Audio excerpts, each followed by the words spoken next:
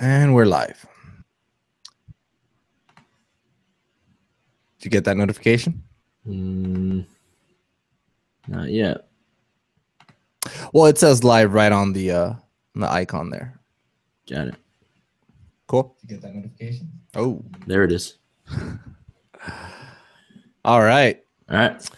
Welcome back to the iFilmmaker podcast. My name is Ariel Martinez, Mr. Cervitelli with us. How you doing? Man, so it's getting to the end of the year. And so real quick today, we're going to announce a couple things, one of which we are going to be taking a break from the podcast just so that we can enjoy the end of the year, Christmas and New Year's with friends and family, so that we don't have to be trying to keep up with all these episodes. We are posting 2 a week, so we're gonna have to take that break and you know, kind of gather ourselves, and we'll definitely be back early in the new year. I don't have a date yet, but we're gonna have one more episode and one more interview before the end of the year. The interview is still question mark. We are scheduled to have that interview on Wednesday this week, so I'll keep you guys posted on that. But you and I will be having an episode, one more for the end of this week. Yeah, great. That's awesome. And yeah, I got my YouTube channel. I have everything through the end of this year done. I just finished it last night. So trying to get all this together so you can enjoy the holidays with the family, you know? Yeah. And just like last year, I'm much more busy at the end of the year than any other time. And for some reason, I just have loads and loads of editing work to do. Yeah. I haven't been shooting much, but I've been editing like crazy. I have three really big projects in the works right now, including Zion. And so we're just, at least I'm super stacked right now.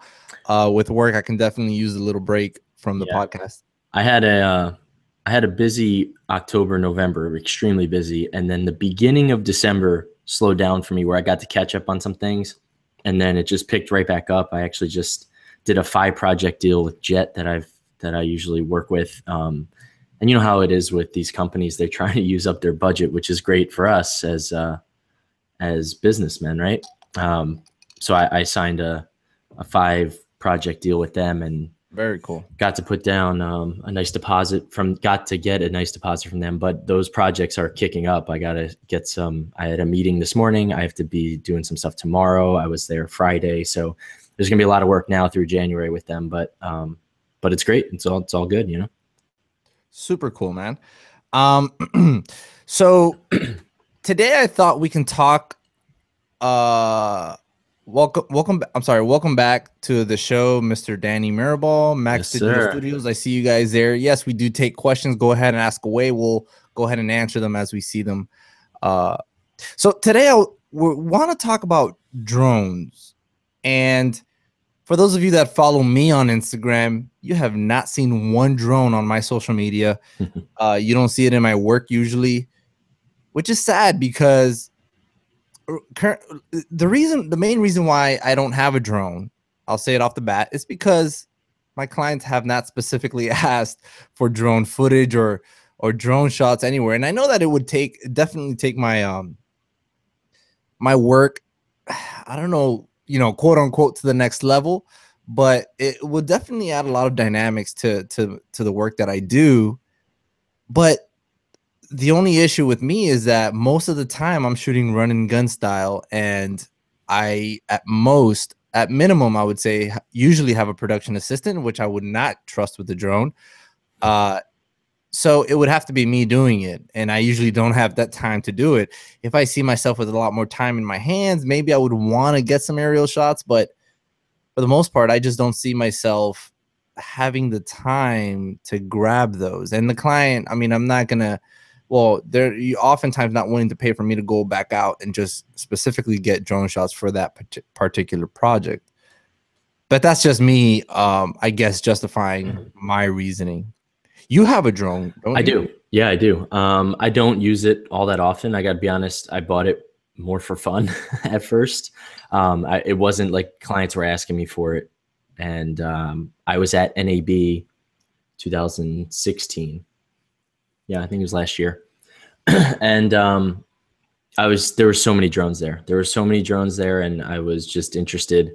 So I started shopping around, and of course DJI stood out, but I didn't want to spend top dollar, but I didn't want to go cheap either. So I went with Autel Robotics, which I don't know anyone else that has one.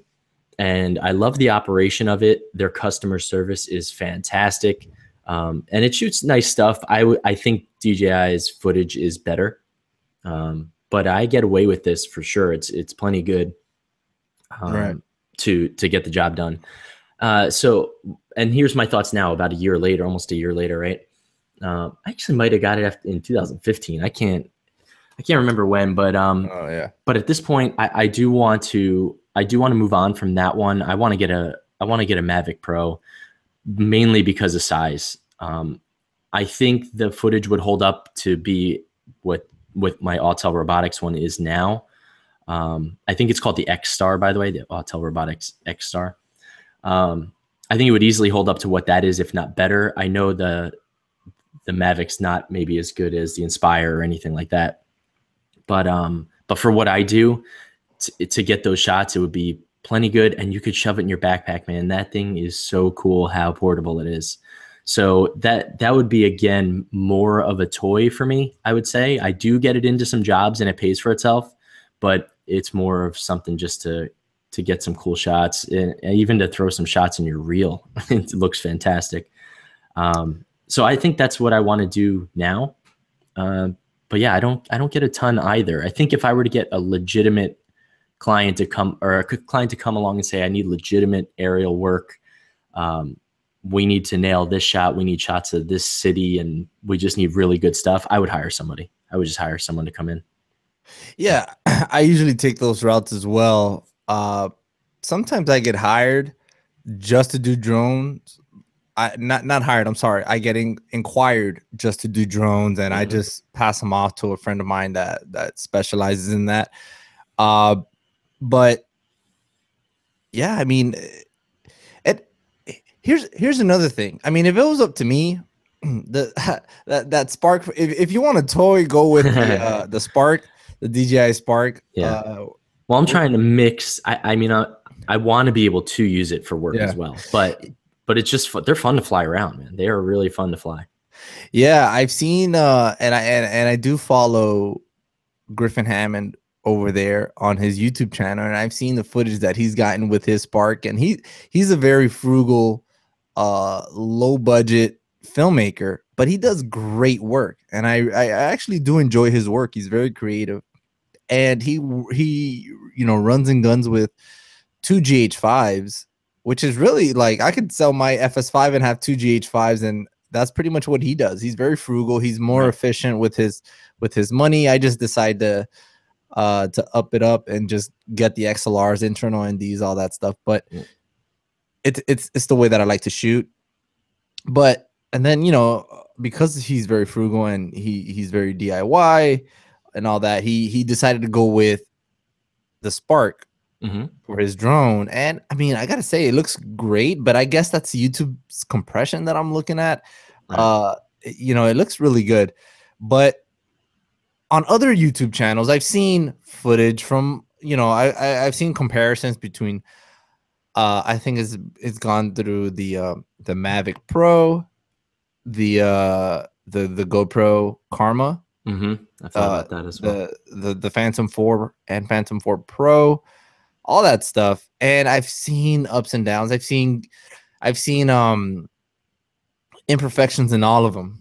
Obviously the Phantom 4 Pro, being the best of the bunch, but then with that comes the size. It's a big drone. Technically, it's a normal drone. Yeah. It's the Mavic that's just ridiculously small. When I try my drone's the same size as the Phantom, and when I try to travel with that, it's another carry-on. It's legitimately one of my carry-ons. The whole package, the whole box, right? The whole case. So it'd be so nice to be able to put it in and be on the go, especially again, now if I'm just traveling, it'd be nice to get some shots. You never know when you need them. You might be able to use them as stock footage. I can't do that. I can't just travel with my Autel Robotics drone. It has to be specifically like we're going to use it, bring it. It's part of the job. With the with the Mavic, you could just throw it in your backpack. I mean, it's that small. It's so crazy. Yeah. So cool. Yeah. So the Mavic, I mean, I've seen really good stills from the Mavic, and it does shoot, from what I understand, it shoots raw images. So you can get really, really nice raw images from that. But again, yeah, so the way that I shoot, it's very similar to you. It's, you know, I have to be able to maintain the run and gun style, but at the same time, I do love my image quality. I've seen the comparison videos. I've seen Philip Bloom's videos that he does, and you know, I can get much more cinematic. I can really slap on a color grade on there, and the image is not going to break down on me. I've seen that happen on the Mavic. Sure. But I like to color. I love to color. I like to do something to my image. Sometimes I don't, and the image still looks good. But that's just me. It's the way that I kind of like to work. That's why I'm kind of torn. I'm like my own worst enemy here. I'm like I want the best of both worlds, and I see now that that's too hard, too much to ask for. So go ahead. Yeah, no, I think so. With drones, I think it's hard to get, if you're looking for both those size and quality, like top quality with the minimal size. I don't think that can happen. It's gonna happen. It's gonna happen. It'll get there. And the Mavic's as close as we have right now, probably. But so right now, no, you're not gonna be able to get what you're looking for color, color quality and maneuverability in post. With the size, not just there yet. You're right. The Mavic, it does break down. It's like I said, it's similar to my Autel Robotics. Like it's a nice image, but it'll break down. So I don't know. Well, I don't think we're that far away though. So don't get your hopes up. Yeah. So we have a question here from Danny Maribal on the chat. He's asking if we've ever thought about making a fake corporate video that could include drone footage. I think the last time I don't think I've ever made any fake videos for any reason. Well, I mean, another way to say fake videos is spec work, right? And there's nothing wrong with that. You know, spec work's huge. I've actually had multiple conversations with people, like pre-production, content or the creative part of it, where we're just conceptualizing and we never get to shooting. Of shooting, spec work. So a commercial that's not an actual commercial, but you put someone's name on it just to show your clients what you can do. I don't think there's anything wrong with that. It's very common. Oh, I see what you mean. But so I think when he says fake corporate video, that's spec work. And that's, again, very normal. For me personally, I don't need to do anything fake with drones because I have some footage I can show. So I don't personally need to do that, but that's a whole nother topic, spec work. But that's a good topic too. We should actually talk about that one day. But I've actually never heard that term until now. Really? I've never heard of that. Yeah, spec works. It's big. Maybe, I don't know if, I don't want to say, and not that Miami's small, but I don't know if that's something in New York that's more common.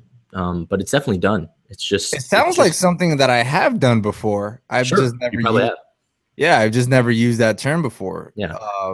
A lot of people, if you follow me, if you've heard my story before, I started out just doing that. Well, I don't know if it's that per se, but I would just go around asking businesses if I can make a video for them for free, just so that I can have something on my reel.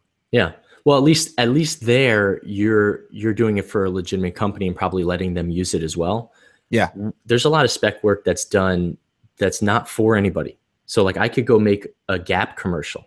Okay. It's not a real Gap commercial, but I could then just use it to show my clients. Now if I put that out there as a Gap commercial, I don't know what legal issues you might have.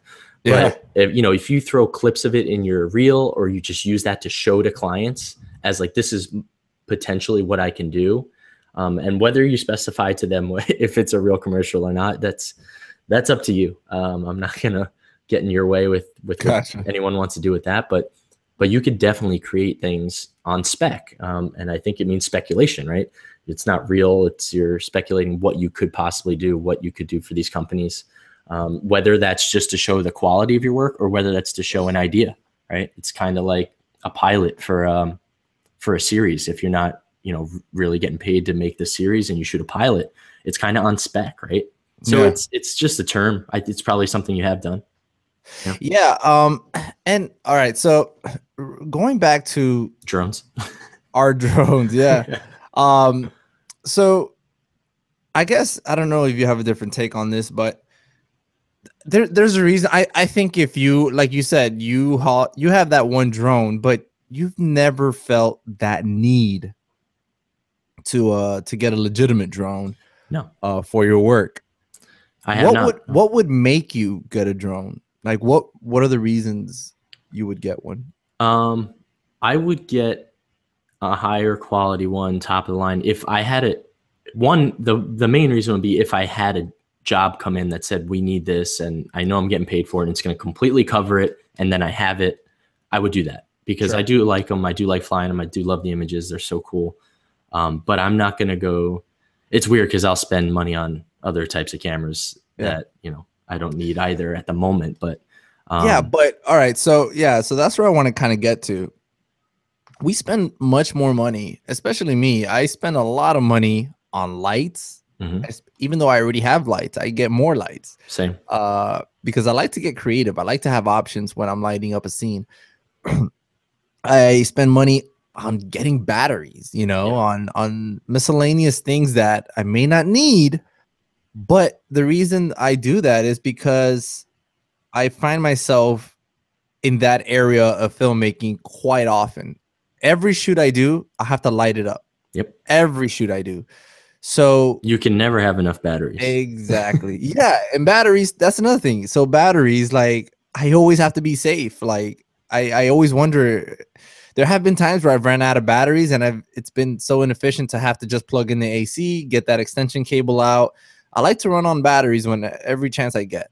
Yep. But yeah, so because I use that aspect of filmmaking so much, that's why I invest more money into that to kind of make that area better, whether it's quality or Yep. whether Efficiency. it's efficiency. I just don't see that with drone work. I don't see that with that drone footage. Yeah. In terms of quality, and it'll make the overall video maybe a little bit better because introducing drone footage in any video, I think always ups the production value Sure. by a little bit, by the however long you have that shot there for. But in terms of efficiency, it's definitely a downer for sure. Oh yeah, it slows everything down. It's a Yeah, process. if I have to add pulling out the drone, setting it up, I don't know, I'm not an expert on how to, I'm not an expert on everything you have to do You can before get them. that You can get drone them up takes and off. running pretty quickly Yeah. nowadays. Yeah, they don't take that long, but it's a stop from everything else. When Yeah. if you're operating both the regular part of the production with the cameras and you're trying to do the drone, yeah, it's a complete break from everything else. So depends on your shoot, right? I had one recently where I was the second operator. So I was operating the B cam and then I would shoot drone stuff on the side. So we had an A cam guy. So that was no problem, right? No problem because it's not really a break from anything. When we had time for me to step away, when he could shoot stuff on his own, I'd go get some drone stuff. Right. At a couple locations. So yeah, but if you're on your own, man, it's tough. It's tough. It has to be calculated into your shoot. It definitely does. And another way I think about it is basically what we just said, but the longer I'm messing around with the drone to probably use one clip of that, I'm missing out on other shots that I could possibly be getting on that specific shoot. Yeah. So I think one cool thing about drones though is if you're doing legitimate high, like really high shots, not something very specific that you're maybe following somebody at a lower angle or anything, it's hard to not get the shot. If you're trying to just capture a wide look at a city or something, it's hard to not capture something in a minute. that you're not Right. going to use. You know what I mean? It's just, you're so high. It's just a slow moving shot anyways. Yeah, It's, you're using a lot more, a much bigger percentage of your footage yeah. when it comes to drone than when it comes to your regular handheld stuff, B-roll stuff. Yeah. Well, yeah, that So, that makes sense. You know, give a wedding for an example. Like yeah. if you're at a wedding and you pull out that drone, you're gonna get some beautiful stuff, but Yeah. you're also missing out on other stuff. Yeah. You You know, definitely need a second shooter or an operator for that yeah. in those It, situations. yeah, it just basically comes down to that. Like, do you have the time to mess with the drone? Yeah. Uh, but no, there's no doubt that it'll add some beautiful aerial images. And I think, you know, for whatever budget, that's what I love now, obviously, is that drones are so much more affordable. Whatever budget you have, you know, and I'm specifically thinking about DJI, but there's other companies like, you know, that are out there that have drones for much cheaper. Um, there's something out there for you, but I think that, you know, and no matter what budget you're shooting at, you can start off you know, I literally just bought a a $50 drone for my nephew for Christmas, and he's gonna have, you know, I'm gonna play with it too, but Those are the best way to learn, man. oh yeah, You yeah, definitely yeah. want to play with those before you throw $1,000 in the air. No, and there were $20 and $30 drones as well. I just got him a little nicer one, but basically I kind of lost my train of thought here. So what yeah, so what I was saying is there's one for everyone out there, and only you can discern whether you're going to be able to use that on set or not. Yeah. And for me, it's basic, and it sounds like for you as well. It's just, it's not feasible for me to not only spend the money on it, because they're not the one. I guess the one that I would like to get is not cheap. Right. It's not efficient, but it will add some great shots. You know, it's just I cannot justify adding that much. You know, the slight increase in production value to my work, and the decreasing of efficiency. Mm-hmm. I cannot justify that right now, you know? So, you know, that's why I cannot justify the purchase right now. To buy something that I'm barely going to use for work, it's just, for me, it's not a smart investment at this point. Yeah. Well, yeah. And it wasn't for me when I got mine either. So again, I knew that going in though. I was like, you know what? I want to get one. I want to see what these shots look like. Yeah. And hopefully I'll incorporate it into some work. And I have over again, I forget, a year or two now that I've had it. It's definitely paid for itself, but it's not like it's done wonders for me. It's just about paid for itself in that sense. So at least it's, you know, kind of a free drone at this point. And I know how they work. I have some experience. Now I want to get something that is more relevant to what I do, which is something smaller that I could potentially use more on jobs that I travel for, and more for just, again, for myself, for some fun shots and maybe some stock footage. Cool. Maybe on a later episode, we'll go into the specifications of Sure. Each drone, and we'll go well, I guess rank them by price and spec and everything, because there's some really nice stuff out there, including the DJI Inspire. Free Fly has their Alta. Like, there's just such gorgeous stuff out there. Yeah, that'd be interesting. It's so crazy that drones now can carry like a fully decked out Yeah. Alexa, not an Alexa Mini, Alexa. Like, that's insane. That's what I was just gonna say. I find it. I don't know anything about the drones that carry cameras. I know them. I know of them, but I don't really know about them. You know, I'd love to dive into that. Well, maybe we could study that a little bit. I think what's there to know, you're basically just getting the quality in terms of the footage. You're basically just getting the quality of the camera that you're putting on it. Right, but some of these things have like 8 arms. Like, is there a difference in what? I know some of them flip, like, and I don't mean flip like as in doing tricks. I mean they flip the camera. Either you could put it on top or on bottom. Like, there's all these different things that they do, and I don't know it though. I'd love to look that up. I don't know. I don't know anything about that either. There's also and then if you really want to get crazy with it, there's that shot over system that I see getting very popular.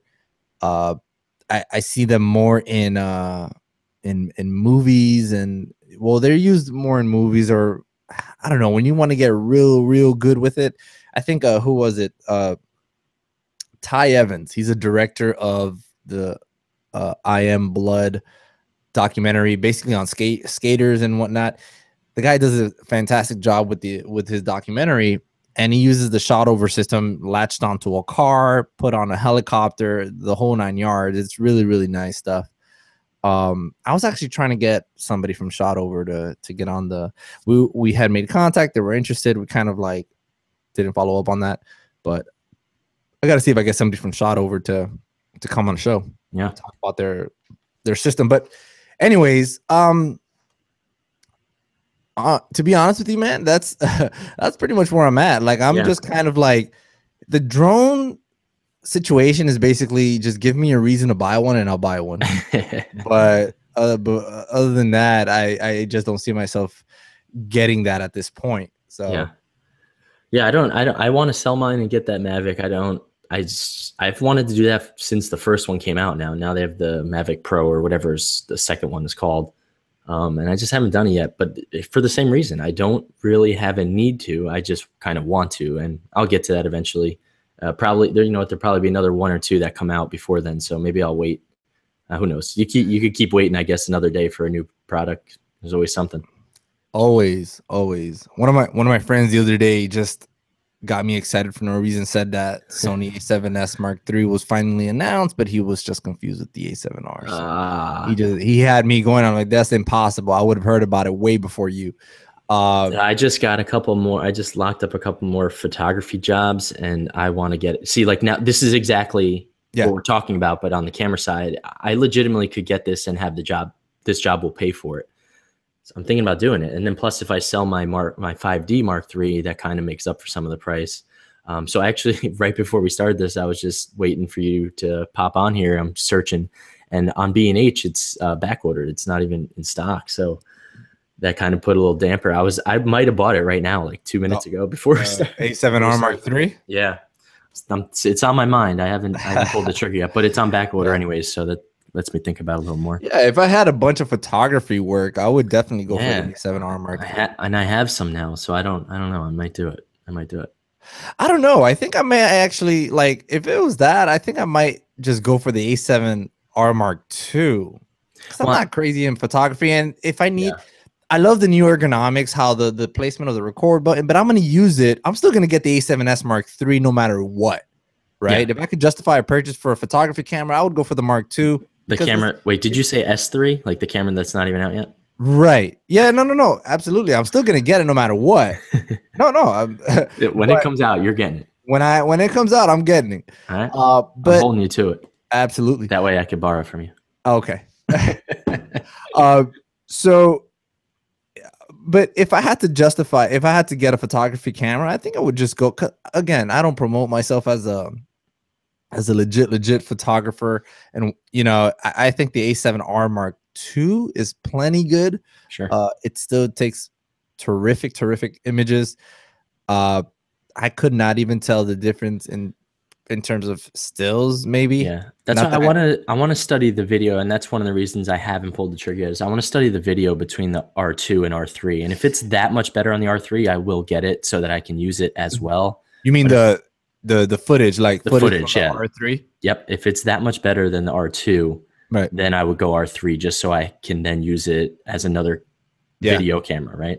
But you're not, so you're not considering the S3 at all. No, I would definitely consider that, but when that's a real thing, I'll really consider it. And if it's that legit, I would then get rid of the S2 to get the S3. I don't think I'd stock both of them. Right. If it does what we think it would do, Gotcha. So cool. So those are more upgrades. Like, I don't think I want to buy new cameras. They're just kind of upgrades. So like going from the 5D Mark III to the A7R Mark II, then going to the A7S III from the A7S II. I don't think they're going to be additions for me. I think they'd be more upgrades. Gotcha. Yeah, I mean, again, photography is not something that I promote myself as, but sometimes my already video clients want photography, and that's the same thing. I don't have any photography on my website or anything, but I just get asked, do you do photography as well? And not going to say no. I mean, I can do it. No, right. It's money, man. Yeah. It's a job, and Yeah. you know how to do it. You're not the best at it, Right. but you know Exactly. exactly what they need. Sometimes I've done, man, I've done social media pieces like images for Burger King. Like Yeah. because I do their video work, they asked me, "Hey, you know how to take pictures?" Sure, yes, let's do it. We did an entire photography session with this new product that they were launching, and they fell in love with it. They loved it. They Yeah. use it on social media. They have it on their website. They use it. And I That's shot awesome. that with the A6300. That's Yeah. crazy. I actually get a more, I oddly get like this really proud feeling when people like my pictures because Oh yeah. I don't consider myself, I wouldn't say I'm not a professional. I get paid to take some pictures, but Yeah. I don't study it that much. You know, I know how to compose a shot, you know, I know how to light a shot. So I do my best. And when it comes out good and they enjoy it, I don't know, I get some pride out of that. You know? As a Yeah. creative, I think anybody would, be proud of their work if people are praising it. You Yeah. know, if you're constantly getting negative reviews and remarks on all your work, everything, like why would you continue? At least I wouldn't. Well, no, I wouldn't continue. Quick question here on YouTube. Yeah. Somebody asking me how do I sync the two iMacs here in my background. It's just Thunderbolt. If nobody knows, you can connect any like your laptop to your computer. You can always use it as a second monitor, maybe even three monitors. I think you can go that deep, but I'm not sure. But definitely two. It's just a Thunderbolt connection, Thunderbolt to Thunderbolt, and you hit Command F2, and it links up the computers just like that. So whatever one you're Interesting. working on, use the second one through Thunderbolt, Command F2, and it literally becomes a second monitor. It's that easy. Wait, are those two iMacs? Yeah, those are two iMacs, but I could take my main computer, my main iMac, and throw a Thunderbolt into my laptop and hit Command F2 on my laptop, and that'll become a second monitor. So any Apple computers that are Thunderbolt connected, you can sync them up Wait, real easy. so you're using one entire iMac? Yeah, well, here, let me clarify that for you. Yes, they are, and the one on this side here is an iMac, but from like 2013 or something or 12, Okay. and it got so slow I had to get a new one. So I Right. upgraded, and that was actually my second computer that I kept. I kept one at the office and one at home. That I would try to use this at home, but I always ended up using my laptop because it was so much faster. So this became it literally is like obsolete. It's too slow for me to work on, Oh, I see. I so I see. just use it as a monitor. So I didn't instead of That's just smart. yeah, it would have just be it would just be sitting there. Right. So Or you would, I mean, or could yeah, you but sell it I don't for know if you even much? can. I I don't don't know. know what to do with old computers, man. I don't think they're very useful. So it's Yeah. useful for me now, though. It's a second. It's a No, it's second. perfect. And how's the quality difference on both? It's different because this is the Retina 5K over here, and this is not. Oh, So I see a quality difference. So when I'm doing on my main monitor, I'll have I'll have Premiere up, and I'll use this as just the viewing monitor. I'll use the second yeah. monitor, so it's just the whole screen is the shot. But Yeah. I don't use that for color. Like I would never look at that one for color. Yeah. I have to do all my You're color on kind this. of torn on that, huh? You wish it would both be the same. I do, but I'm not going to go spend. But when I No. have this sitting here, I mean, I do want to get a legitimate second monitor. That's good for color grading as well. That's actually I really want to do that. But when I have this sitting here like this like not for Yeah. free because I paid for it, obviously, but You use it. yeah, I use it. It's hard to justify that. You know, when this one works just fine for color, I just can't work on two monitors for color. So no, not that big a deal. So yeah, it's kind of like me. I love using my 4K, my Dell 27-inch 4K monitor here. I have a second monitor, the HP Z display, which Mhm. is for color correcting, and it's a colorist monitor. It's a really nice monitor.